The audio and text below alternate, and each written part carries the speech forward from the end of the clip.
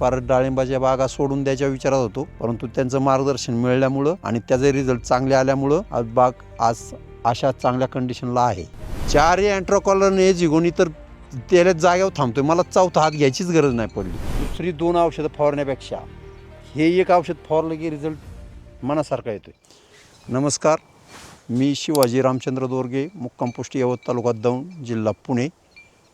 माझी इथं 1 एकर शेती आहे, त्यामध्ये 350 झाडे आहेत. साधारणपणे मी 2016ला याची लागण केली. आत्ता 11वा बहार आहे आणि मी औषधं वगैरे सगळं आपली मेहर ॲग्रो सर्व्हिसेस यवतमध्ये सगळे औषधं भेटतात सरांचे, तिथून घेऊन येतो आणि ते यूज करतो सरांच्या व्हिडिओप्रमाणे. BT गोरे सर त्यांचे सगळं मार्गदर्शनाखाली हे प्लॉट डेव्हलप करतो मी. गोरे साहेबांना मी जवळजवळ 5 वर्ष झाले असतील फॉलो करतो आहे. त्याच्या अगोदर डाळिंबात साधारणपणे 3ऱ्या वर्षी तेलकट डाग आले. त्याच्यानंतर काय कवर झाले काय कवर नाही झाले, फार डाळिंबाच्या बागा सोडून द्यायच्या विचारात होतो, परंतु त्यांचं मार्गदर्शन मिळाल्यामुळं आणि त्याचे रिझल्ट चांगले आल्यामुळं आज अशा चांगल्या कंडिशनला आहे. मागच्या वर्षी 6 टन माल निघाला. यावर्षी साधारणपणे 10 ते 12 टनाच्या आसपास जाईल, कारण मागच्या वेळेस आपण रिकटिंग केलं होतं, त्याच्यामुळं माल थोडा धरला होता आणि थोडाच आला होता.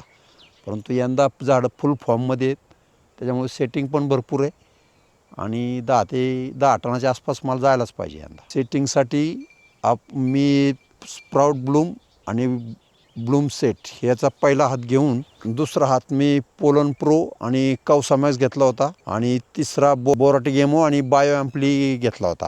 हे स्प्रे घेतल्यानंतर कळी जरा चांगली निघली आणि कळीची लांबी पण भरपूर होती, त्याच्यामुळं कलर पण छान होता त्या कळीचा आणि त्याच्यानंतर सेटिंग पण मस्त झाली. आणि सेटिंग आपल्याला बघायचं असेल तर हे असं गुच्छामध्ये सगळं सेटिंग आहे, पण सगळे असे गुच्छच आहे. हे आता तोडायची वेळ आली पार. तेलकट डाग येतात आपल्याकडं, आले पण होते. त्यासाठी आपण सुरुवातीला हुआसान वगैरे घेतो आणि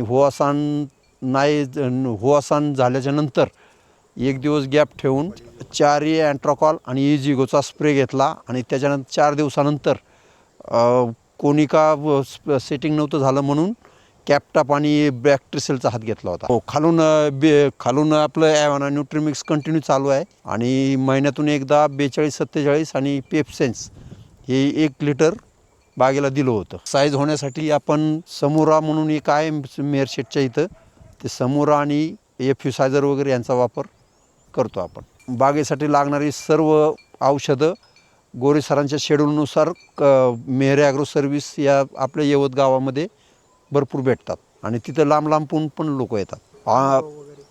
या बागेला अजून साधारणपणे आता चालू करून 10 मार्चचं पाणी आहे.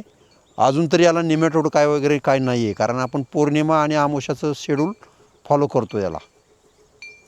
आणि महिन्यातून एकदा किंवा 2 महिन्यातून एकदा रिस्टार्टर आणि डॉक्टर ग्रोथ हे देतोच आपण मुळीसाठी. आणि 3, 6, 9, 12मध्ये आपण सरांचं शेड्यूल पूर्णपणे फॉलो करतो आपण याला.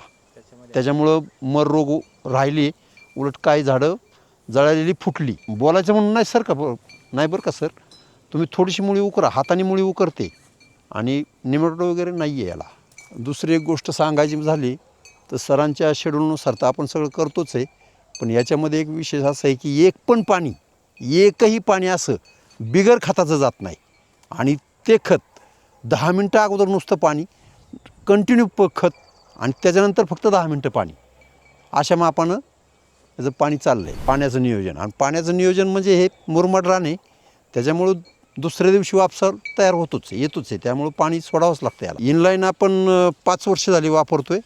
सरांचा एक जुना व्हिडिओ आहे, त्या व्हिडिओमध्ये सरांचं इनलाईन होतं म्हणून मी पण इनलाईन केलं आणि यंदा नवीन इनलाईन केलं. याला पाणी 1.25 फुटाच्या ह्याने पाणी जास्त होतं या प्लॉटला, म्हणून 2 फुटाचं इनलाईन केलं याला. नवीन शेतकऱ्यांना काय नाही, सरांचं शेड्यूल पूर्णपणे फॉलो करा आणि त्याच्यावर अभ्यास करून त्यांनी सांगतील तशी मेहनत पण करा तेवढी. नुसत्या शेड्यूलनी पण बाग येणार नाही, त्याला कष्ट पण करावंच लागणार. आता 2025 साली पण मी सरांचा कोर्स घेतला होता, त्याच्यामध्ये पण हे होतं, परंतु 2026ला वेगवेगळे मॉडेल आलेत. त्याच्यापेक्षा त्याचा रिझल्ट चांगला वाटला मला. 2026च्या मॉडेलचा रिझल्ट चांगलाच आहे, पण एकामध्येच क्लिअर होतं आहे ते. 2ची गरजच नाही. 4 अँट्राकॉल आणि हे झिगोनी तर त्याला जाग्यावर थांबतोय. मला चौथा हात घ्यायचीच गरज नाही पडली. त्याच्यात तेवढ्यातच थांबलंय ते सगळं. मी नाही घाबरत कधी. तेलकट डागाला मी कधीच नाही घाबरलेलो. तेलकट हे तर या डाळिंबाला किंमत आहे हो. आता तेलकट नसल्यावर हे डाळिंब 10 रुपये किलोने जाणार नाही. गेल्या वर्षी तर आपली क्वालिटी होती म्हणून तर एवढे पैसे झाले ना, नाही तर कोण पैसे देतोय. थँक्यू.